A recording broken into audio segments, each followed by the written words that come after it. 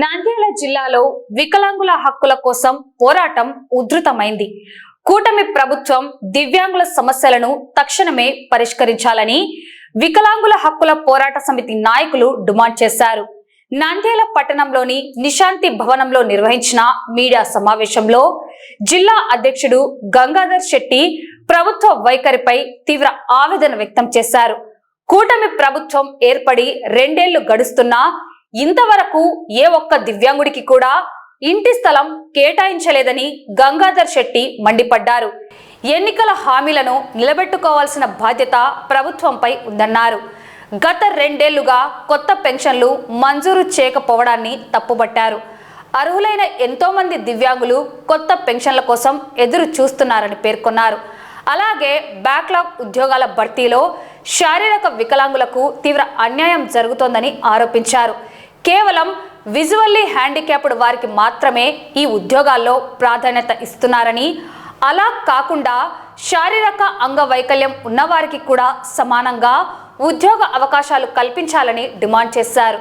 ఈ కార్యక్రమంలో నంద్యాల జిల్లాకు చెందిన పలువురు దివ్యాంగులు మరియు సంఘం నాయకులు పాల్గొని తమ నిరసనను వ్యక్తం చేశారు. నంద్యాల జిల్లాలో నిశాంతి భవనం ఎదుట వికలాంగుల హక్కుల పోరాట సమితి ఆధ్వర్యంలో గంగాధర్ శెట్టి చెప్పడం ఏమనగా, మాకు 2 సంవత్సరాల నుంచి గవర్నమెంట్ ఏర్పడినను ఈనాడు వికలాంగులకు ఇంటి స్థలాలు లేవు. ఖచ్చితంగా ఆ ఇంటి స్థలాలు మాకు మంజూరు చేయాలని మేము మా యొక్క డిమాండ్ను మేము తెలియజేస్తున్నాము. అంతేకాకుండా ఇదే ఒక పాయింట్ రాష్ట్ర వ్యాప్తంగా కూడా మా రాష్ట్ర అధ్యక్షులు చిన్న సుబ్బయ్య యాదవ్ ఆధ్వర్యంలో కూడా ఏర్పాటు చేయడం జరిగింది. కనీసం గవర్నమెంట్ ఏర్పడి 2 సంవత్సరాలైనా కానీ ముఖ్యమంత్రి నారా చంద్రబాబు నాయుడు గారు సార్ కాకపోతే 2 సంవత్సరాల నుంచి వికలాంగులలో చాలా మందికి కొత్తగా పింఛన్ అప్లై చేసుకోవడానికి వెబ్సైట్ వదలలేదు ఇంతవరకు కూడా. కానీ చాలా మంది కూడా ఉన్నారు అటువంటి వికలాంగులు. మెడికల్ సర్టిఫికెట్లు వచ్చి పర్సెంట్ ఉన్నా వైకల్యం ఉన్నా వాళ్ళు కనీసము అప్లై చేసుకుంటే మాకు నెలకు 6,000 వస్తుందని చాలా మంది ఎదురు చూస్తున్నారు. దయచేసి మీరు ఆ యొక్క అవకాశాన్ని కల్పించవలసిందిగా నేను కోరుచున్నాను. అంతేకాకుండా వికలాంగుల బ్యాక్లాగ్ పోస్టుల విషయంలో కేవలం విజువల్లీ హ్యాండిక్యాప్డ్ బ్లైండ్ వాళ్ళకు మాత్రమే ఉద్యోగ అవకాశాలు ఇస్తున్నారు. 10 రోజులకు డెఫ్ అండ్ డమ్ వాళ్ళకు, హీరింగ్ ఇంప్రూవ్మెంట్ వాళ్ళకి ఇస్తున్నారు. కానీ OH ఆర్థోపెడికల్లీ హ్యాండిక్యాప్డ్ అంటే శారీరక వికలాంగులలో మాకు ఉద్యోగాలే లేవు. మా బాధ దేవునికి తెలుసు. మళ్ళీ కానీ ఈ యొక్క పరిస్థితి ఎవరికి కూడా రాకూడదు. ఎందుకంటే అంత దయాదీనంగా మేము డిగ్రీలు చేసినా PGలు చేసినా కానీ ఎటువంటి ఫలితం కూడా లేదు.